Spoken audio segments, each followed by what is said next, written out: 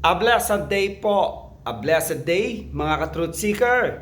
Tayo po ay nasa programang Unlearn Error, Spread the Truth. This program has two purposes: that we may unlearn Arminianism, humanistic views, and that we may spread unpopular but biblical apostolic doctrine. Soteriology po tayo, Faith Saves is an Error, Part 2.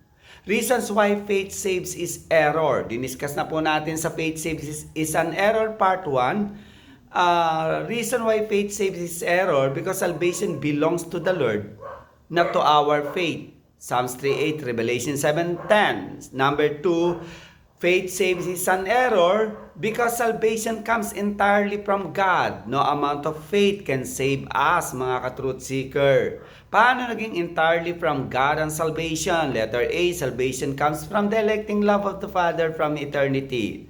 Romans 9:11 to 13, Ephesians 1:4, na-discuss na po natin yan. Letter B, paano naging entirely from God ang salvation? Because letter B, salvation comes from the redeeming grace of the Son from eternity, Ephesians 1:4 to 7. Continuation po tayo ng ating dinidiscuss. Why faith saves is error? Because salvation comes entirely from God. No amount of faith can save us. Letter C, bakit entirely from God ang salvation? Letter C, because salvation comes from the regenerating power of the Holy Spirit, mga ka-truth seeker. Paano naman po mareregenerate ang mga makasalanan?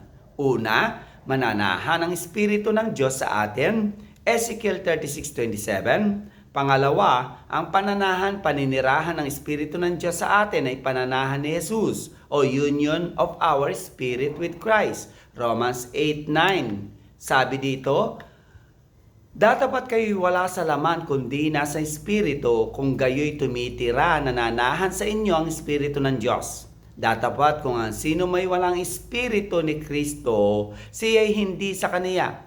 Meaning, kung nananahan ang Espiritu sa atin, nananahan na rin si Jesus sa atin. Meaning, tayo ay in spiritual union with Christ. So, ang regeneration ay spiritual union natin with Christ. Pangatlo, sa regeneration, mga ka-truth seeker, o spiritual union natin with Christ, ay kusa, naturalesang dadaloy ang eternal life na nagmumula kay Jesus. Romans 8:10, Ephesians 2:1-2, 1 John 5:11. Basahin po natin ang 1 John 5:12. Ang kinaroroonan ng anak ay kinaroroonan ng buhay na walang hanggan. Ang hindi kinaroroonan ng anak ng Diyos ay hindi kinaroroonan ng buhay na walang hanggan. Meaning, nakamtan natin ang buhay na walang hanggan mula sa regeneration, mula sa spiritual union with Christ. So, hindi dahil sa faith natin, kaya tayo nagkaroon ng eternal life. Ito ay dahil sa regeneration o union natin with Christ. Meaning, na ma-regenerate tayo, ay nagkaroon tayo ng eternal life. Saved na tayo, ligtas na tayo. So, hindi requirement, condition, basihan ng faith natin para magkaroon tayo ng eternal life o para maligtas tayo sa kasalanan, sa puot ng Diyos at sa kaparusahan ng impyerno. Pang-apat, pagkatapos nating ma-regenerate, ito ay magbubunga ng saving faith at saving repentance. 1 John 5:1. Everyone who believes that Jesus Christ is the Christ. Ang sino mang nananampalataya, present tense participle po ito, na nagsasalarawan ng pananampalataya na si Jesus ang Kristo, excuse me, na nagsasalarawan ng pananampalataya na si Kristo Jesus na si Kristo ang Jesus ay kasalukuyan at patuloy na nangyayari at naranasan yung pananampalatayang ito. Tuloy po natin pagbasa, has been born of God.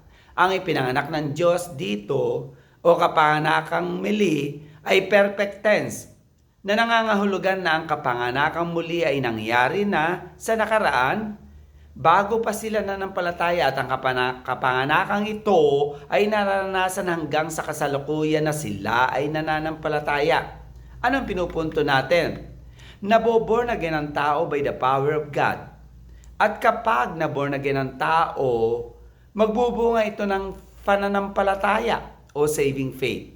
So, hindi requirement, condition, basis, cause ang faith natin para maborn again o maligtas tayo sa kasalanan o puot at kaparusahan ng Diyos. Galatians 5:22, napakalinaw po. Ang faith po ay bunga lamang ng regenerated spirit natin. Number 3 reason po kung bakit ang faith saves is error is this. Because God's work saves, not our faith. Ang 3 main branches ng Gospel of Salvation ay totally, absolutely work of God. Hindi faith natin na makakapagligtas, mga ka-truth seeker. Ang electing love of the Father, ang redeeming grace of the Son, at ang regenerating power of the Holy Spirit ay mabuting gawa ng Diyos. From beginning to end, from eternity hanggang sa time na nag-exist na ang tao. Mabuting gawa ng Diyos ang makakapagligtas. Di ang faith natin, mga ka-truth seeker. John 6:27, magsigawa kayo hindi dahil sa pagkaing napapanis, kundi dahil sa pagkaing tumatagal sa buhay na walang hanggan na ibibigay sa inyo ng anak ng tao, sabi ni Jesus sa mga sumusunod sa Kanya. Sumagot ang mga Hudyo na sumusunod sa Kanya, John 6:28, ano ang kinakailangan naming gawin para magawa ang mabuting gawa o gawa ng Diyos? John 6:29, sumagot si Jesus, ito ang mabuting gawa ng Diyos.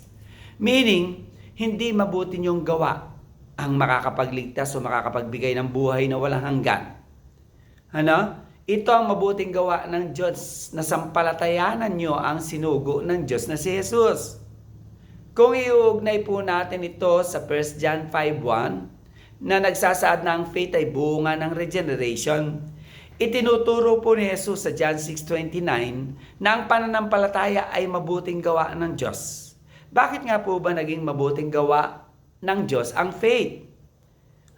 Dahil bago tayo magkaroon ng saving faith, mga ka-truth seeker, ay gumawa muna ang Diyos. Kumilos muna at niregenerate na muna ng Diyos ang tao. At mula sa regenerate spirit ng tao ay dadaloy ang saving faith. Kaya ang saving faith, mabuting gawa ng Diyos because of regeneration of God na nagbunga ng saving faith. Kaya kapag nananampalataya tayo sa Jesus ng Biblia, ay hindi natin ito mabuting gawa. Ito ay mabuting gawa, kilos ng Diyos sa atin, regeneration ng Diyos. So hindi requirement o condition ng faith natin para maligtas tayo sa kasalanan, mga ka-truth seeker. Ulitin ko lang po, 1 John 5:1, Basahin nyo na lang po. So, ang saving faith po na mayroon tayo ay God's work, hindi natin good work. Relevance challenge po, hindi po natin isinasa isang tabi ang faith o saving faith. Ang saving faith po ay mahalaga sa usapin ng kaligtasan, mga truth seeker. At bahagi po ng kaligtasan nito. Ngunit hindi po faith ang condition, basis, cause, duty, o requirement o instrument para maligtas po tayo. Ang faith po ay nagkakaroon ng saving virtue pagkatapos po na ma-regenerate tayo. Ang saving faith po ay naturalesang uusbong iiral sa mga na-regenerate na o sa mga ligtas na sa mga nagki-claim na sila ay regenerate o ligtas na. Inaasahan po natin sa ating sarili na patuloy na manampalataya sa Diyos, huwag bibitiw sa Diyos. At ang pananampalatayang ito ay palagi may kalakip na gawa, hindi para maligtas tayo, kundi para maisagawa natin ng progressively ang mga naisin ng Diyos sa ating bilang bayan niya na masisikap sa mabuting gawa.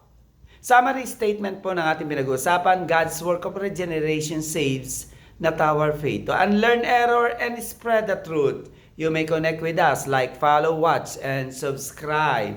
Summary statement po, ulitin ko, God's work of regeneration saves, not our faith. Good day and God bless po sa ating lahat.